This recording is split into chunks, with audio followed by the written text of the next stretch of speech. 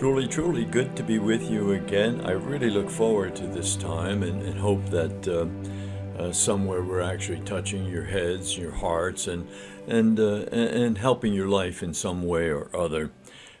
You know well that we are all emotionally programmed to hear only what we want to hear.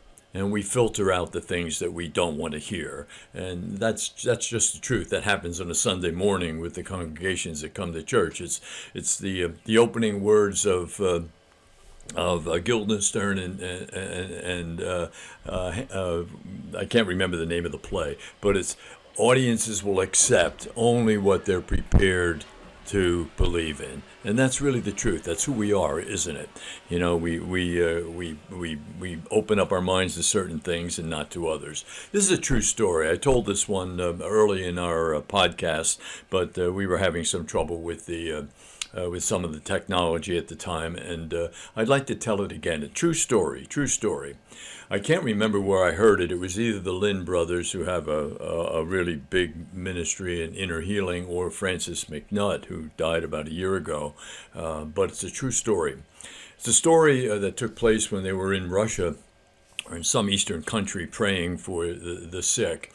And after they finished, they closed the curtains, and behind the curtains came a little girl about 16, 17 years old, and in a wheelchair. And she told her story to them. She said that they were on their class picnic, the graduation picnic, and at the end of which they were returning home. And there was a terrible, terrible train accident where all of her friends were killed, and she was the only survivor out of all of her friends. And so, a nightmarish condition, she said, and you know, and being in the wheelchair now really showed that very clearly. As a result, she had night terrors, hearing the screaming of her friends, the breaking of glass, the clashing of metal, bodies flying all over the place. Her back, early top part of her back was injured and lots of pain in her back. Her right leg, her knee was twisted so that it wasn't in the proper position, and her right foot was so badly damaged that she wasn't able to wear her shoes. And so they began praying with her. And in a little bit of time, she said the night terrors, that feeling in her head just disappeared. They prayed a little bit more, and the pain in her back dissipated, just left. After a little more prayer, her right knee moved and went back in perfect position, just like her left knee. And after a little more prayer, her right foot ended up going back into perfect position, and it was like she was totally healed. And that's a marvelous, absolutely marvelous story. But the best part of it is, beside her wheelchair, there was a paper bag. And what do you think she brought in her paper bag?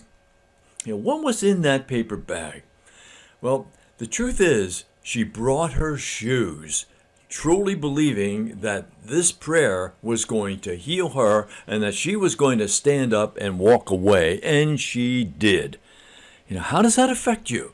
That's an incredible thing. Today's a Saturday when we're doing this. Tomorrow's Church Sunday, you know? And what is going to happen? You know, what happens when you hear a story like that?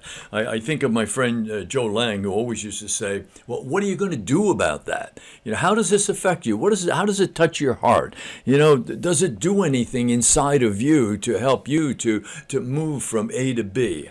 Or have you used your emotional programming to say, that can't happen? If indeed that happened, you have to deal with it. And how are you going to handle that particular story? It's real, it's true, and therefore some assumptions have to be made. That prayer can change things, prayer heals things. If prayer does that, it's a prayer to a God, and He's the one who in fact does all of these things. And where does that put your heart at this present moment? You know?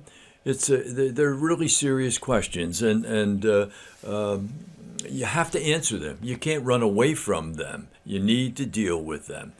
Before I came in this morning and doing this podcast, I read a neat line from Dieter Uchtdorf, which kind of fits. He said, "What we love determines what we seek. What we seek determines what we think and do, and what we think and do determines who we are and who we will become. And that's the truth when you wrestle with a story like this, a true story like this.